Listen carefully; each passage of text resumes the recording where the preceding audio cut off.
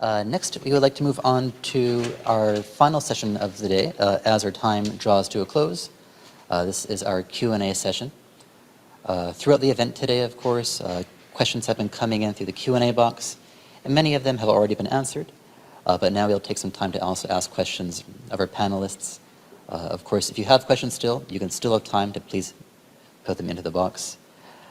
So let's start from one here. By the way, I'll be asking people to put up their hands if they're willing to answer. No surprises. Regarding halal food, is halal food easily accessible in any of the campuses? And maybe Zam, could you tell us about this?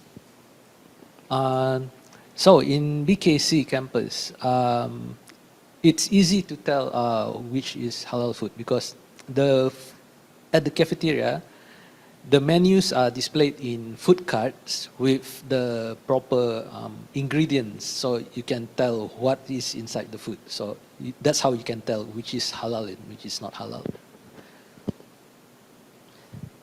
Also, just to add on that, other than the campus cafeterias in Kyoto as well, I think there has been several restaurants that are also Muslim friendly, which they kind of announce in front of the restaurants that they're halal.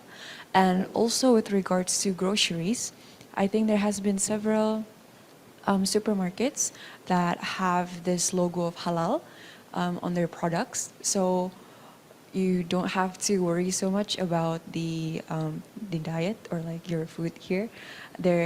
It's not much, but I think from Japan and also like from several other communities as well, they're trying to share information about halal places to eat, halal groceries to buy, etc. So don't worry, don't feel alone, don't be scared when you come here, because there's going to be people around to help you with that as well. So yeah, thank you. Okay, thank you for those responses. Next question.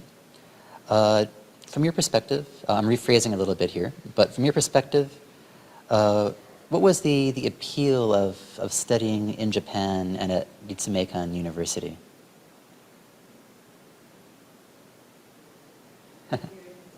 Certainly, thank you. Okay, cool, thank you. I think one of the charms that Ritsumeikan University has is, at least for me, I really like how it's, really how it's located in Kyoto and how it offers like English programs as well. And it also covers like scholarships. And I think those are the three main features that really attracted me to Ritsumeikan University. And yeah, I think that's it. Thank you very much. Okay. Oh, Zam too, thank you. To that, so besides Kyoto and Osaka, major cities, I'm in Shiga, countryside.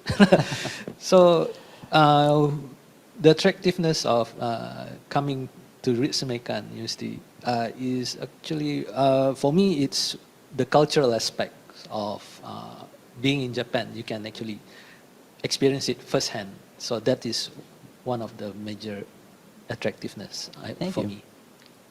Okay, and you know, I think I maybe saw Khan's hand start to go up too.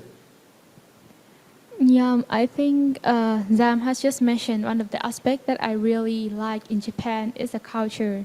And once you have a chance to study in Japan, you will be able to see the whole new kind of cultures and life in Japan, as well as how the people here work. So I mean, it is also interesting for me when I decide to study in Japan. Yeah. Okay, thank you very much. Okay, next question, and of course you can do hands if you're interested. Have there been occasions for you to introduce anything about your own country to your Japanese friends during your time here?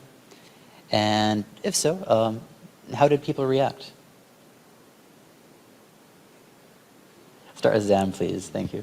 Well, I get chances to tell about my country, not actually to students to fellow students, but actually I introduce my country to school students, like junior school to middle school, because I volunteered as teachers sometimes. So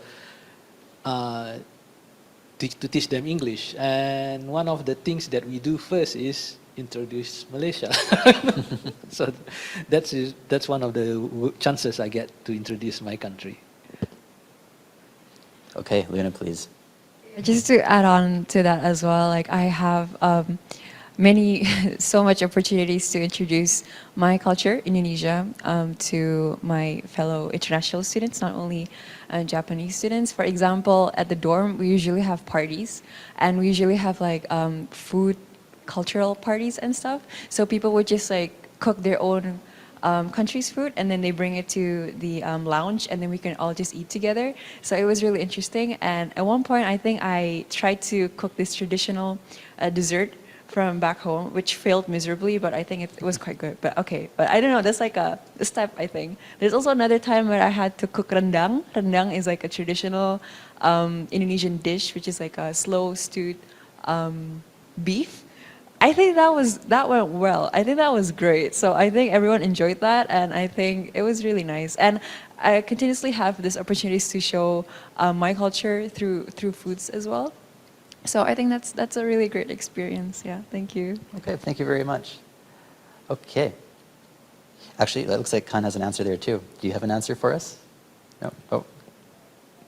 Can you repeat the question? Oh, sorry. Yeah. No, just actually, you know what? That's okay. I'll move on to the next one. Okay. Yeah. So this is actually a good question for everyone as you're in different programs. But just kind of in general terms, how long is the daily study schedule for you in your program? And I'll start with Khan this time, please. Okay, so I think a lot of people will care about this because there's the myth that study in Japan is very challenging and it is very demanding. But I have to say that it is not the truth because usually our classes start at 9 a.m. and it usually ends at 6 p.m. But you don't have to study all that period because you will have the chance to choose what class are you interested in. So for instance, for me in a week I have 10 classes, and a classes takes me about 1.5 hours. So outside of that, we still have time to do our hobbies and also the Arbeito, the part-time job if you want. Yeah. Okay, thank you very much. How about I'll ask Luna next, the average kind of study time per day. Yeah. Okay, thank you for the question. I think it really depends on how many credits you're taking, like how many classes you're taking, as Khan explained before. Usually a class starts at 9 and ends at 6, but you can't just like pick, for example, I'll take first and fifth period. So you'll have class like 9 until 10:30 and then like 4 until like 5:30. But then like you only have those two classes, and in between you can do whatever you like, or like you can go to the library, you can like go travel somewhere, whatever. But it really depends on you. It's not really fixated on the system or the curriculum, so you have your own control of your own schedule. Depends on your ambitions, depends on your goals, your personality, etc. So really it's pretty much flexible, I think. Okay. Yeah. Thank you very much. Next, Zam, what can you tell us about your own schedule? For my experience, first year is very packed, so it's quite busy. I'm not sure about the other two campuses, but my ISSC first year is hardly no free time.